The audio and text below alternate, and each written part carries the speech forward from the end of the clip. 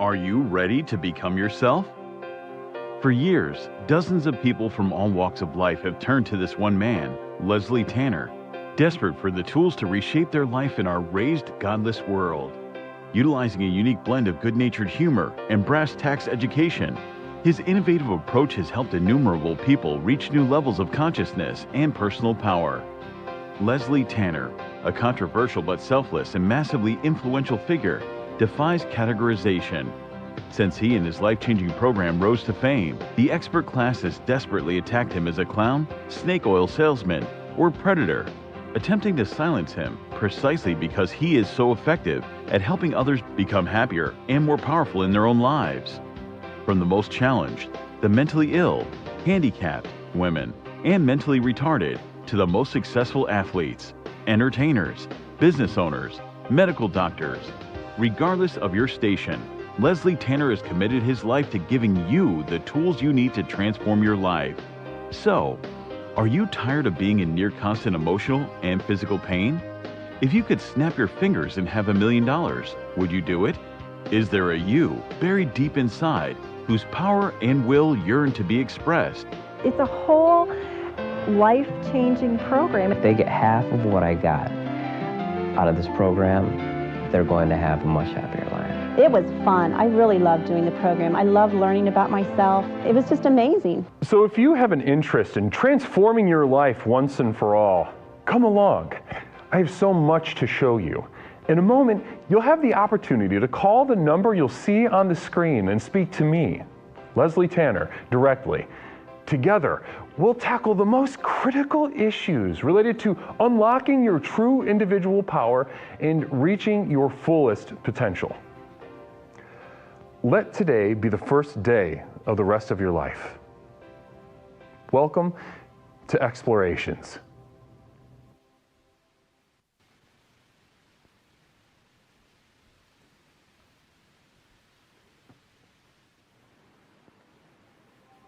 Ladies and gentlemen, it is me, Leslie Tanner, host, creator, and founder of the most effective personal power program in the country, Explorations with Leslie Tanner. Tonight, ladies and gentlemen, the sort of constant theme always in the air everywhere we go, success. You know, the thing that we're always reaching out for, always trying to achieve, always seemingly just out of reach.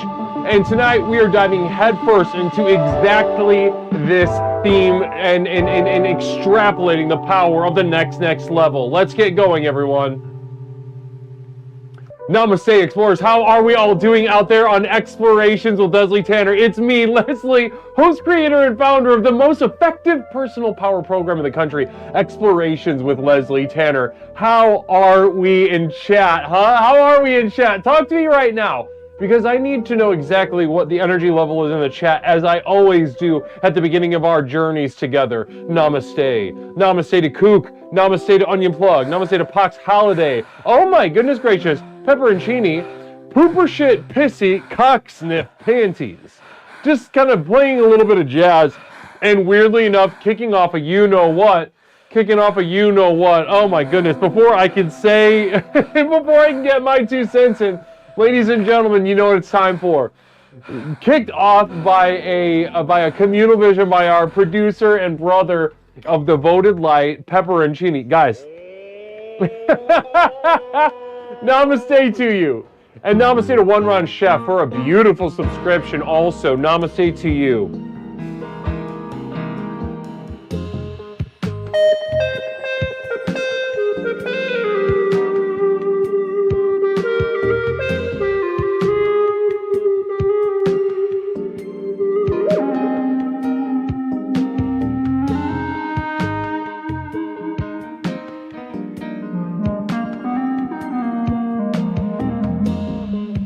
Oh, namaste, everybody. Blessings. Blessings to all my early birds tonight on Explorations with Leslie Tanner. How are we feeling? I'm feeling fantastic. I'm feeling wonderful. I'm feeling fantastic and wonderful. So if you can imagine the intersection of fantastic and wonderful, and you know, and at that intersection being a pump that goes into the ground, a ground that is dry, that is dirty, that is seemingly, seemingly without potential. And then this fantastic and wonderful intersection with the pump. You start pumping. You start pumping because you're about to die of thirst in this desperate, fallen world. You are dying of thirst, looking for anything that can restore some sort of balance, a balance that you're about to give up on. Maybe it never existed. Namaste. Well, I'm telling you right now, not only does it exist, but that pump that I am at the intersection of fantastic and wonderful tonight on Explorations, it holds the power, it holds the potential, it holds the path that is unfurling from your heart and mind, one that you only need to be reminded of, ladies and gentlemen. Welcome to Explorations with Leslie Tanner, the path that you only need to be reminded of. Namaste. Namaste, blessings. Crush your pants, 3 streams, blessings. Blessings to you. Blessings to Crush Your Pants, 3 stream streak, blessings. One Ron Chef, I'm also not going to forget that subscription. Happy namaste to One Ron Chef. Good to have you on board. How are we doing though in chat? How's the vibe? Of course, I am having a wonderful time. I'm having an excited time. Larry Picklejar gifting a sub to Crush Your Pants. Namaste to brother Larry Picklejar. Very extremely generous of you. Here's a little bit of jazz for Larry Picklejar.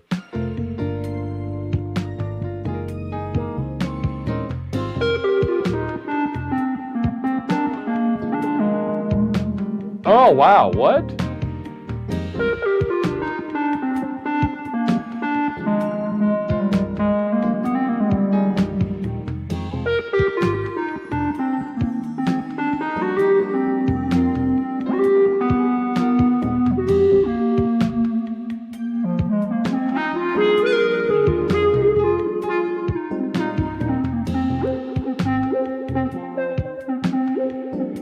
Oh, wow. Ooh, that was something. Namaste, Larry Picklejar. Dental Dam with 100 bits. Namaste, brother. Namaste to brother Dental Dam tonight. Cooker Pie! The mere thought of the Jazz Express pulling into a station before she was ready was so unbearable, so intolerable. Cooker Pie demanding that the Jazz continue, commanding this community to get in touch with its sensuality at the top of our experience together. Namaste to Cooker Pie. Blessings and namaste to you. Wow, 10 community subs. If you're receiving a sub from Sister Cooker Pie right now, let me see some namastes in chat. If you are receiving a subscription, a formal declaration of membership in this community, and you received that from Cooker Pie, let me see some namastes in chat. Let me see some namastes in chat. Blessings, blessings. Wonderful to be with you. Wonderful to be with you, Cooker Pie. Thank you so much, hun. And the gifts, they don't stop from Cooker Pie. That Cooker Pie, she's out of control. We're going to be opening up a little something. 100 bits on top of it. Oh! I really hate this. Namaste, Cooker. Guys, and if those little bits aren't enough, ladies and gentlemen, what we've got coming, we've got a little bit of something to open from Sister Cooker Pie. Sister Cooker Pie, we got a little something to open from our premier lesbian of the community. As it stands, there is not a stronger lesbian. I know that doesn't make sense, right? I thought Cooker Pie was pretty disabled. I thought she had a fucked up back. I thought she was weak, gets out of breath, constantly in pain. Honestly, would not put up much of a physical fight one-on-one. How is someone like that the strongest? Exactly. Welcome to Explorations with Leslie Tanner. The spiritual power emanating from someone like Cooker Pie is something to be revered, something to be respected, something to only be understood through the experience of her presence. Namaste. Where's technology, wife? Bitch, it's good to see you too. Blessings and namaste. Those GameStop codes are going to go to good use very soon. Namaste to where's technology, wife. Good to see you piping up in chat. I know your time is in demand, so I understand the situation, but it's always nice to see that username. It's always nice to see that username, Grace our screen. Blessings and namaste. Namish, where's technology by 55 bits? Wow. Why am I such a body retard? Says Cooker Pie. Why am I such a body retard? Now that is, wow. A thesis paper could be written on that question, literally a doctoral thesis. And if anybody ever takes that phrase, why am I so body retarded? Somebody ever takes that phrase and writes a doctoral thesis, do not show me, burn it.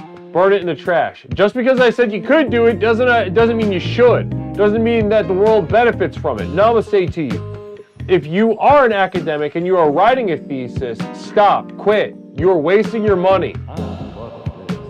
And it's not the lost investment fallacy. It's exactly that, a fallacy. Get out of there. I really hate this. Not Mish just screamed at Shrimp Chip in the next room. Exactly what's going on over there. Not Mish with Shrimp Chip. What's happening with Shrimp Chip right now? It's just a little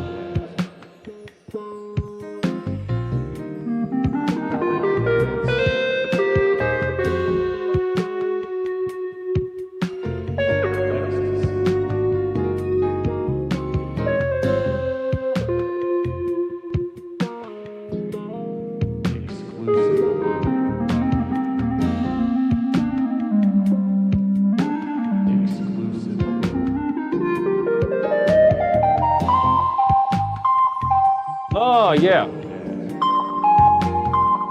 Wow, uh-huh.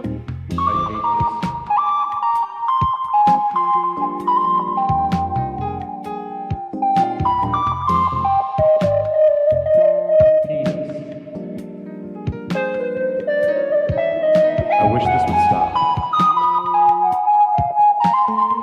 Oh, pepperoncini single bit, wow.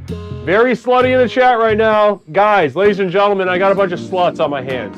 And it's you, the chat. BJP Cat, namaste to you, hon. Good to see you. Good to see you. How have you been? How have you been, BJP Cat, moderator returning to us? Returning to suckle at the teat of the most effective personal power program in the country, Explorations. Not me, single bit. Oh my goodness gracious. This is possibly the sluttiest exposition of whorishness I've ever seen in my life, and that is including gratuitous sexual situations. Not me. Thank you, namaste to you, hun. Can't thank you enough. Blessings to you. Well, welcome back to Explorations with Leslie Tanner, guys. Pepperoncini, not me, Lewis _ single bit. Wowie, wow. I can't believe this. Peppercorn patty, so pooper shoot, poop shit, pooper shoot, pap smear, pooperoncini, pee-pee-roncini, poop on tampini. Oh, I see. Poop on tampon, but made into tampinis. Now guys, if you're looking for innovation, if you're looking for a sense of what is possible with this program, look no further than the jazz, just given to us by Sister Pap Smear. Namaste to you, Sister Pap Smear, aka Peppercorn Patty, aka Peppercorn Patty. And the pepperoncini single bit, blessings and namaste. Onion Plug coming in with a subscription. There comes a time in every man's life when he realizes that it's just plain good old fun to suck another man's penis. As I embrace this fact, I will annihilate my gag reflex and gulp down the goodness. Come, burps are loving burps. The program works. Namaste. Onion Plug, blessings. Thank you so much. Can't thank Onion Plug enough. Yeah, Onion Plug's really been coming out of the woodwork with that kind of stuff lately. You guys know what I'm talking about? Onion Plug's been coming out of the damn woodwork with that sort of stuff lately. Thank you so much. Wow, what an energy. What an energy. Blessings. Wow, Flu, thank you so much. Wow, guys, how are we though? I see a very energetic, guys, enough is enough. Let's get to it. Let's get down to business. We've got a couple of things to do. First of all, P.O. Box, guys. We're going to be opening up some mail in a second. We've got an envelope. We got an envelope from you-know-who, German royalty, full of strange pictures of mostly Hispanic teenagers that he gets at a photo booth at the mall because they don't take the extra pictures. So he swoops in, grabs the pictures that are just laying there for free for anyone to take, and he sends them to who? Me, Papa Leslie at Explorations with Leslie Tanner. Namaste. Can't thank German royalty enough for that. Blessings and namaste to you. And we've also got a full-on package, ladies and gentlemen, a full-on package of books, weirdly enough. I'm going to have my assistant scan these, or have them maybe just I'll have my assistant scan these, because I'm not going to read these. I can't read. But just in case, you know, there's something in there that might be kind of fun, I will have my assistant either scan or make a recorded dictate. We have a very caustic voice, though. I can only listen to it for seconds at a time for my assistant. Very awful voice. Very strained voice, not relaxed. There's something profoundly uncomfortable in my assistant and it sort of expressed the quality of their voice. Namaste. Doofus, good to see you. God damn it, Doofus Dusseldorf, it's wonderful to see you. I miss you, and I cherish you, and I wish I could embrace you. I wish I could hold your head. I wish I could hold your head up to my breast and let you latch. I wish I could, genuinely speaking. I know we're joking around, but if I could breastfeed you right now, I would.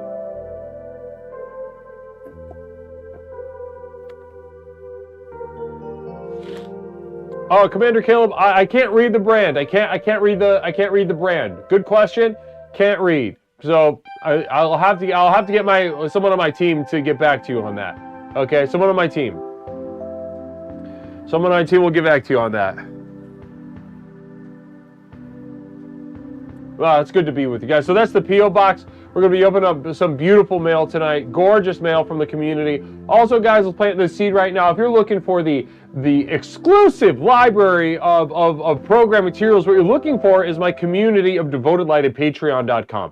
A link to which I just dropped into the chat. So if you feel called to join my community of devoted light at patreon.com, you may do so exactly there. Some exciting stuff coming up. TC Fish. Guys, can we get some damn namastes right now in the chat right now for TC Fish gifting 5 community subs? This is extremely generous. At a time of absolute critical need in this community, TC Fish, Cooker Pie, and the like is stepping up with some critical support. Blessings and namaste to you. Cannot thank you enough. I thought of using it to scan books, but a lot of my books have glossy pages. Yeah, okay, well that sounds like a you problem, all right? Don't talk to me about that anymore. No, I'm all set. Do not tell me about that again. Not one more time. Okay, mods, if Commander Caleb tells me one more problem about this glossy page business, I want you to time him out for the rest of the stream, and I'm dead serious. Moderators, if you see Commander Caleb talking to me about his damn glossy pages, I don't want to see him for the rest of the night. Okay? Not even one more time. Commander Caleb, this is not a joke. I know we like to joke around with each other. This is not one of those times. Namaste to you. Namaste, namaste, more of a namaste to TC Fish. Blessings and namaste, TC Fish. Thank you so much. Can't thank you enough for that. Truly. Yolopotamus resubbing for 9 months. When do summer internship applications open up? That's a really good question. That is a fantastic question. Namaste to you. We will be opening that up. We're looking probably like late May. Late May. Is when we're going to be opening up applications for the internships. A good question. Way to keep your eye on the ball. We'll be making some announcements in late April, early May. I just decided that. Namaste. Pepperoncini single bits. That's extremely generous and extremely helpful. Blessings and namaste. Making chat unusable and unreadable in terms of providing any sort of coherence to our community, and I'm thankful for it. That's not sarcasm. I'm genuinely thankful for Pepperoncini sort of lambasting and barricading and spamming and ruining the experience in terms of providing social cohesion to our community as it stands here on Explorations with Leslie Tanner. Namaste. Namaste to you. Now, okay, guys, before we get into tonight, listen. Before I get into as you can see on the screen, whether you're on Twitch, whether you're on YouTube, what you can see on the screen right now is that our theme tonight is success. Success, yes. Does it come up sometimes? Yes. Does it need to come up more? Yes. One second, I gotta reset something real fast. Peppercorn Patty, namaste to you. Let's go ahead and get a 1 month sub to Pol Pot. I don't even understand where shit's coming from. You guys kind of broke one of my buttons already by doing this single bit nonsense. There's a queue that's set up. There's supposed to be a whole audio. See, that's the thing, is that this whole exploration thing is an immersive audio visual experience. And when you guys start horse jacking off like this with the single bits, then it kind of fucks up everything. it kind of fucks up like about a third of my my audio cues are just in the trash right now. Well, basically what I have to do is reset everything. I'd have to restart the whole stream because you're fucking around, and I can't do that right now because the horses have left the stable. We are grazing, we are racing, we are looking for the meat tonight on Explorations with Leslie Tanner. TC Fish, blessings and namaste once again to you. Not Misha, I have 100 more to go. Pepper and Genie, I love donating money. TC Fish, in a manner of speaking, it depends on TC Fish, really good question. They're effing it up. And it really depends on your perspective. You know what I mean? Because they're having fun, and I don't think they think they're effing anything up. But from a perspective of somebody who takes this very seriously and sort of put a lot of work into the delicacy and timing and quality of these cues to sort of make sure that this is an immersive program experience. Yeah, from that perspective, like if you give a shit about Explorations, yeah, from that perspective, you're fucking up. You're fucking it up. Namaste, TC Fish. Thank you so much for that clarifying question. Not me, continuing with the single bits. Namaste and blessings. Thank you. Beautiful stuff. Thanks so much.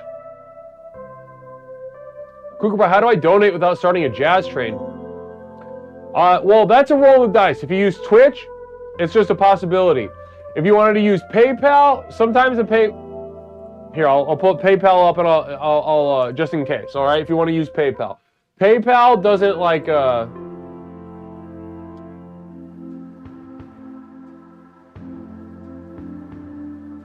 PayPal doesn't trigger a bunch of shit the way Twitch does. Twitch likes to have the buttons, right?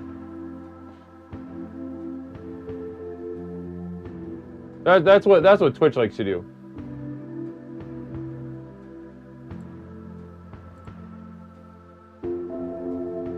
Okay, beautiful stuff. Namaste. Namaste.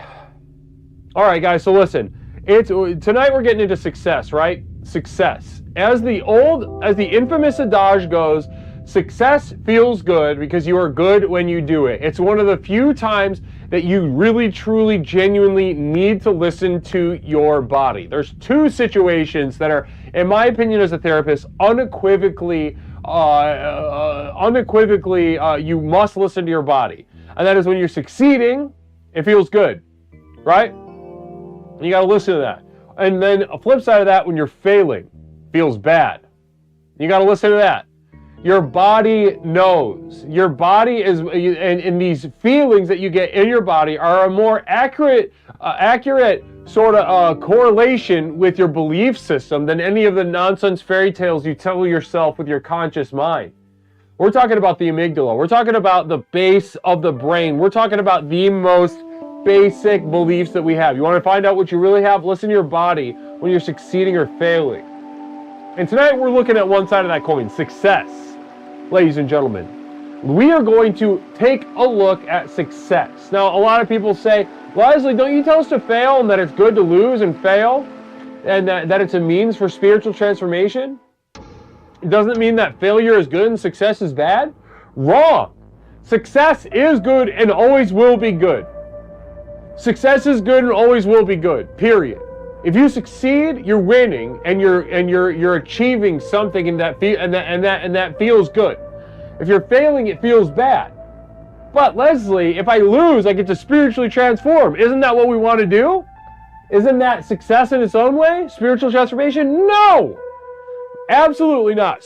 I am not, nor have I ever offered anyone success. This program has not, and will not offer a single patron, participant, follower.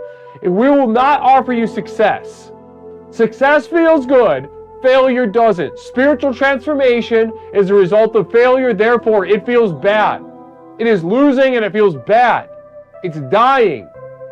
Ladies and gentlemen, so tonight we're getting into it, success. We're going to open up the line in just a moment. We're going to get into success. Success feels good. You should want it. Right? Now, first and foremost, let's go ahead. Well, let's get, actually, one moment. I'm going to go get the German royalty envelope. I'll be right back.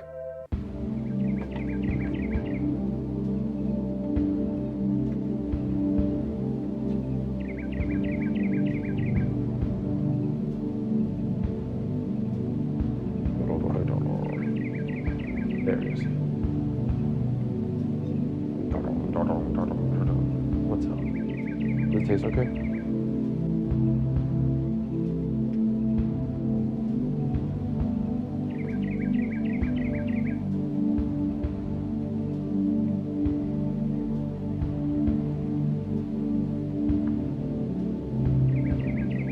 Namaste, everybody.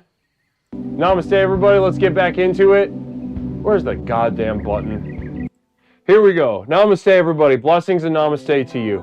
Yeah, I almost did a whole JO sesh. Imagine how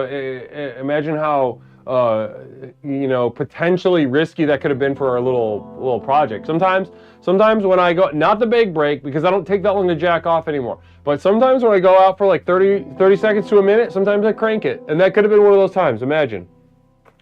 Okay, anyway, so we've got German royalty with a envelope of pictures here, guys. It's mail night on exploration. Let's go ahead and get into it.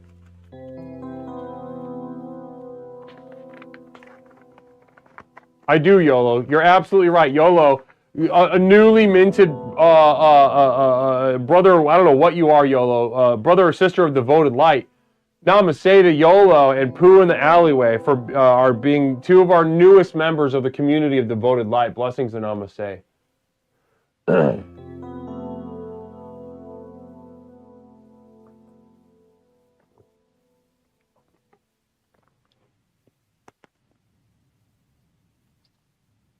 Blessings and namaste. I swear to God, Commander Caleb, if you mention the glossy paper thing one more time,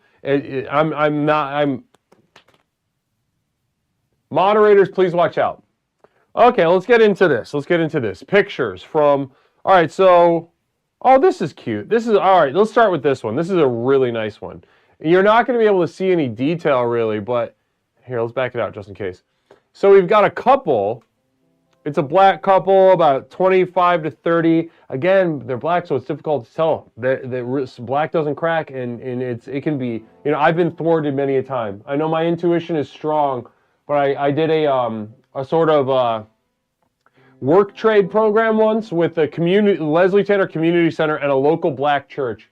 And they send a black pastor over to the community center and me over to the black church. And I worked with a bunch of people. I thought I was in the teen center, but I was actually in hospice. I thought I was in a black teen center, and we were trading barbs and playing those games that they play and whatnot. I was in hospice. I was hot because they started dropping like flies. I'm like, he's only 17. What do you mean he's got like dementia and stage 4, whatever, diabetes or something? And I'm like, what? You mean that they're in their 70s? Holy moly.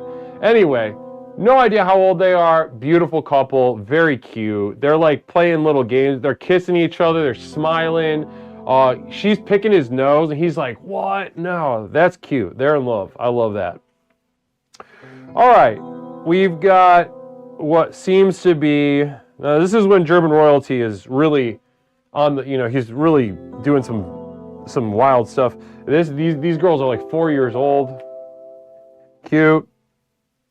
We've got, what do we got here?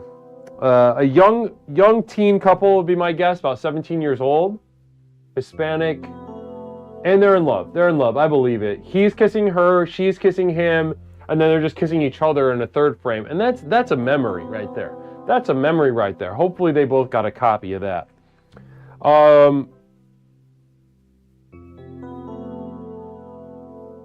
I don't believe any of these people. There's one couple, is an empty frame, and then a completely different couple. I think it's a Hispanic couple up top, white couple on the bottom, and I just don't buy it. I don't buy it. I don't buy any of their... Yeah, they need, I don't know. I don't know if they're just cagey or something. It's like a bunch of them. This white couple is like really off-putting. I don't know if it's like the sort of internet, social media induced autism that is plaguing Gen Z and Gen Alpha, but I swear to God, I look at their face and I can't. It's like they're trying to read some directions on a mac and cheese box or something. Let's see here. Yeah, same couple. Very boring. Very boring. D plus. Same. God damn, that was annoying. There's a lot of pictures of them. Ooh, okay, this is cute. This is cute. This is a mixed race group of girls, teenagers. You can tell their faces aren't very animated, but they're having a lot of fun.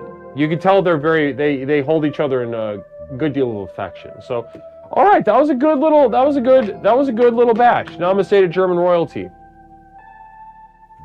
Is German with us? German with us right now? No, they're on. No. Commander, you were flying close to the sun. Have you ever seen a photo booth print pictures on newsprint?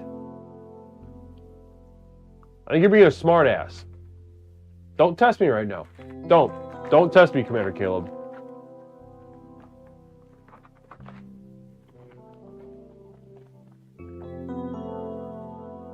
Test me and see how it goes. All right, we've got a beautiful little package of books from. So I had my assistant open it, dictate to me what they were, some info about them, and then put it on the envelope and reseal it. So I already just to make this whole thing more dramatic.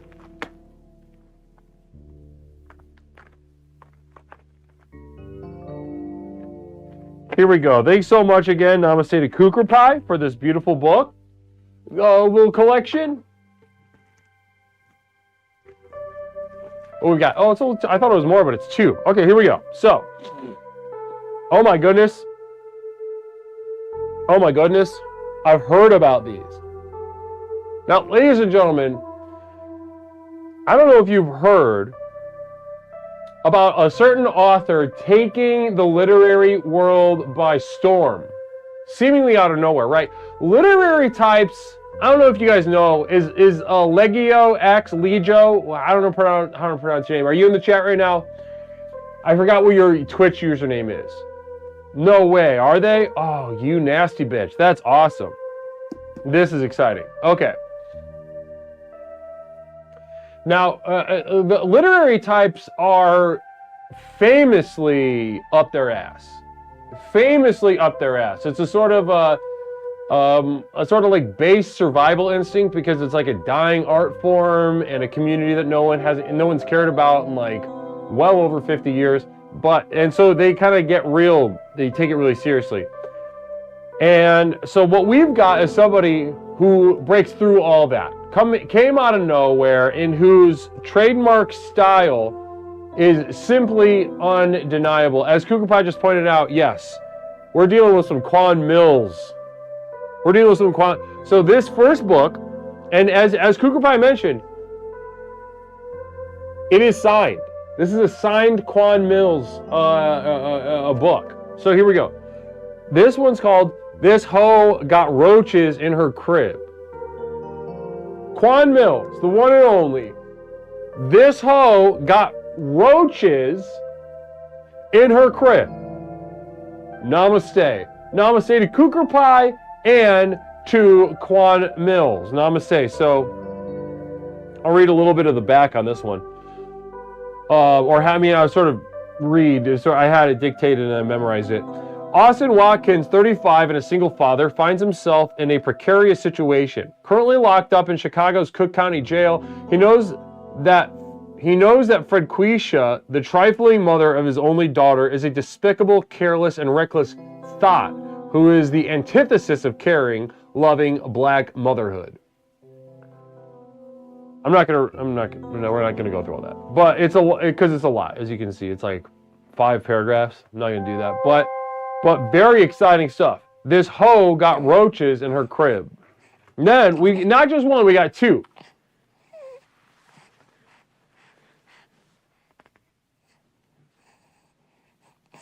Okay, this is sexy. This one's a little bit sexier. Here we go. So we've got this one called, from Quan Mills, Old Thought Next Door. Old Thought Next Door. And it's got a picture of a sultry, sexy older woman in some lingerie, really feeling herself, feeling confident, smiling like she's an assistant principal, but I'll bet the pussy must be wild. Orchestar, Explorer author, what's up, retards? What's up, retards?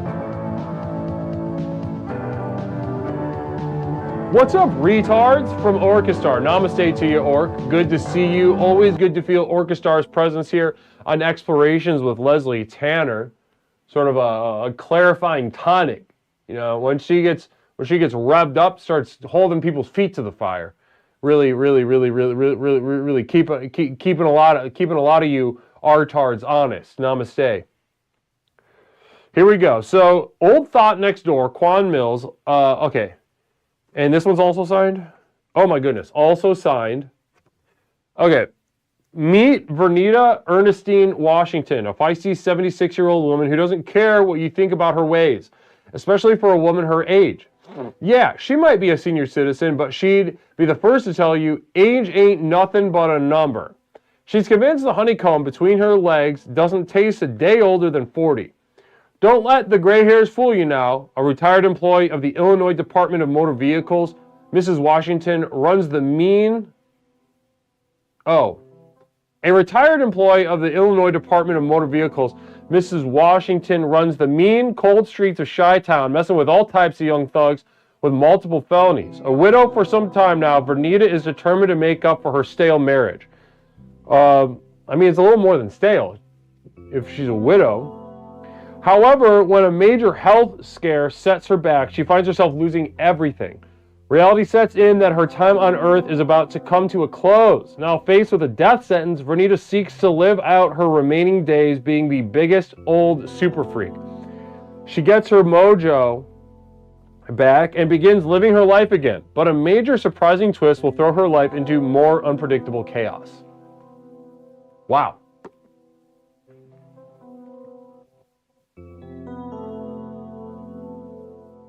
Wow.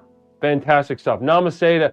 Guys, can we get some namaste right now in chat for Kukra Pie for these beautiful gifts. These absolutely gorgeous contributions to the Library of Explorations. These are definitely going in the community center. Definitely going in the community center. Namaste.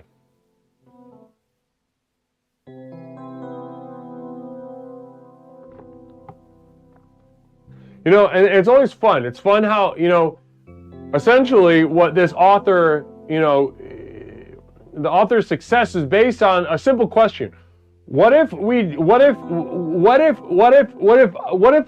just had fun? Right? What if we had fun? Would it kill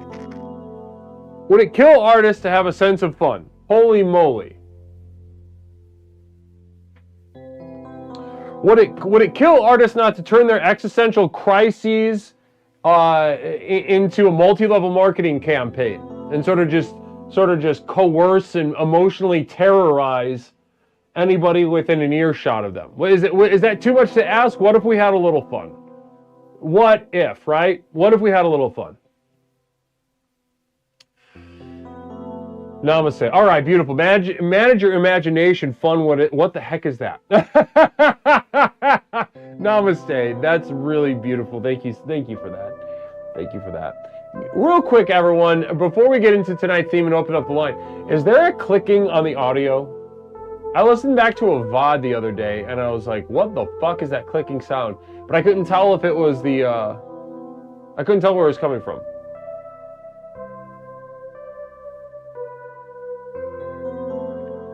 No? Okay. There was a clicking on the VOD that was like... and I didn't understand what it was from. Okay, thank you so much. TC Fish, thank you. Dirty Smith, thank you. Manage your imagination, namaste to you. I miss when there was a mic to tap.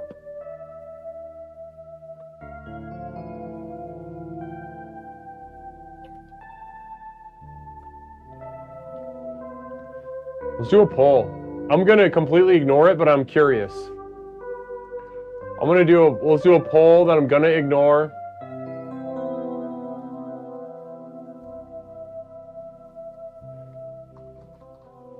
I'm going to ignore this, and I'm going to do exactly what I want to do anyway, but I want to see everybody's reaction. I want to see where everybody's mind's at. Which do you prefer, the new mic or the old mic? Poll in chat. Poll in chat. Namaste. Success. Guys, tonight's stream is about success. Tonight's exploration is devoted to the to the elusive nature to some, but inevitable inevitable consequence to many of you. Like, many of you feel drawn to success sort of preternaturally, and it's very clear in your lives. You have comfortable lives, you have more money, you're just sort of drawn to success. Some of you want success so bad, and it is so off-putting, and you will never receive it because you're not that bright and you're not that emotionally, emotionally, you have no idea what's going on inside of you at any moment in time. So you can't tell why you do anything that you do. The old mic, they prefer the old mic 10-3. Ugh.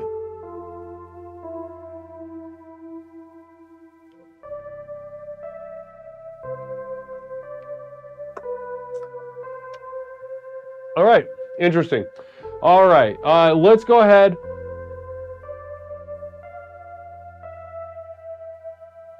All right, let's go ahead and open up the line, everybody. Let's go ahead and open up that damn line.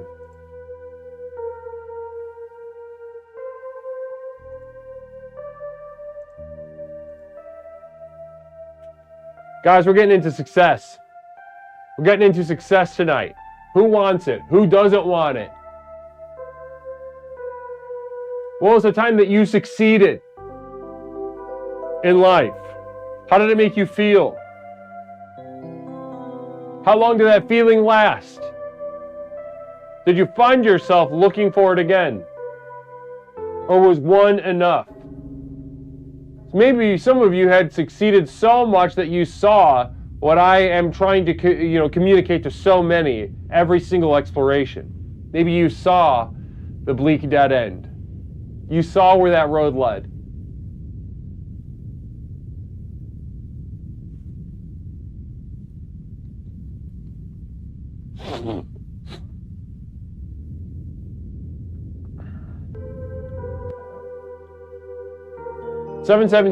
Wait, why isn't the number on the screen? 872-205-9484.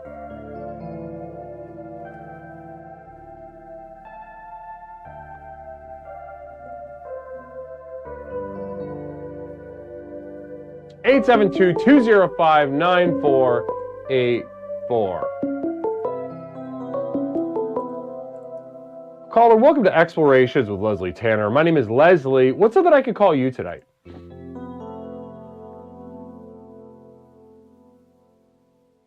Caller, you there? Hello. There he is. Namaste, caller. How you doing tonight? I am doing pretty darn fantastic. This is what success feels like. This is what it's like to kind of feel like a winner. Are you fucked up? First one to. No, sir. I actually had a huge win today. What was that? I acquired a laptop a while ago from a pawn shop for $250, and I'm like, damn, this seems like a really good deal. And this is Reverend at All Cost Money. How y'all doing this? Reverend at All Cost Money, of course. Namaste to you. We recognize each other right off the bat, so we're just jumping right back in. So I got this laptop out of the Hawk shop for $250. The trackpad didn't work, and it had a busted 7 key. I'm like, whatever. It's got a 3050 and a 6-core 12-thread processor. It's got to be worth something to somebody, right? Communal Vision real quick, coming in from Pepper and Chini. When's the next gas station heroin binge, Revy? God, the next time I am in extreme pain. Did I call in? Oh, yeah. Do you not remember? No. Oh, yeah, you called in. You were our final caller, I think, on, I think it was Thursday. Or was it Friday? Whatever day it was. I don't remember. Oh, I hope I was in a good mood. Because that stuff is dangerous. But yeah, so I replaced the trackpad on this laptop. Went from being a $250 laptop to I'd say about a $500 laptop, and I traded it for a full-on MetaQuest 3. You traded it for a what? A MetaQuest 3. I now have access to VR. Ooh. And not cheap, shitty VR, like actual MetaQuest 3, not the 3S, but the one with like the full-on pass-through. So I got a huge win. So you bought, and so you sold. Oh my goodness gracious! Myco Psycho rating us at Explorations with Leslie Tanner. Namaste, Myco Psycho. Welcome on into Explorations.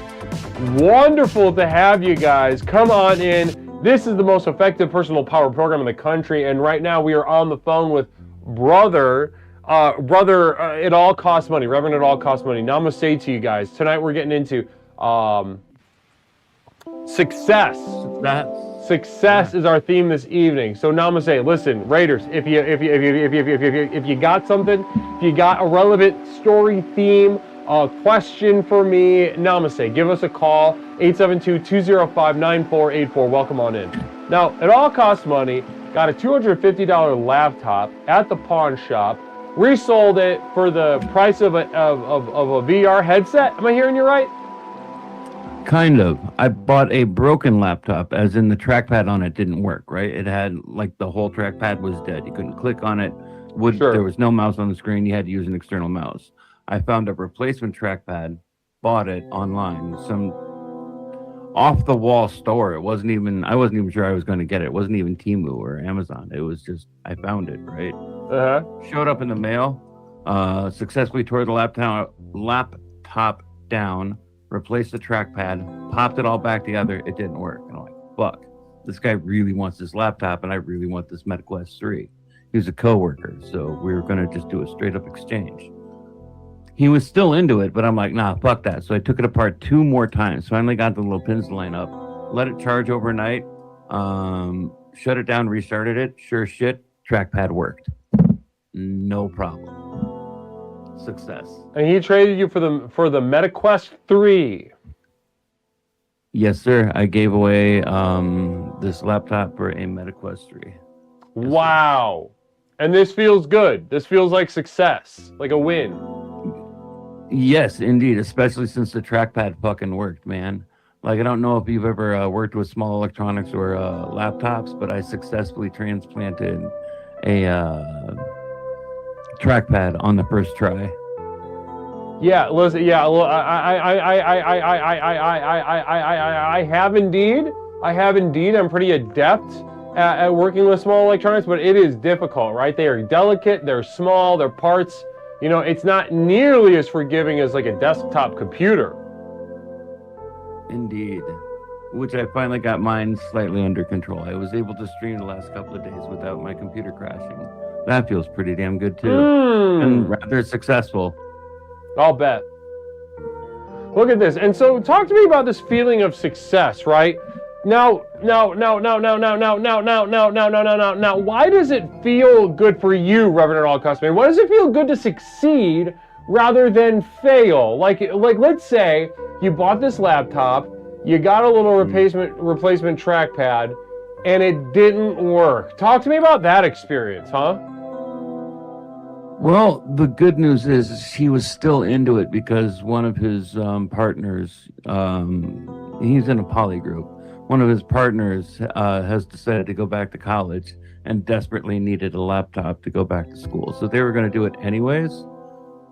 So I felt shitty though, and took the laptop apart again just to make sure that everything was secured, right, and taped down, because I don't want it to come apart like 2 weeks later and him feel like he got a shitty deal. So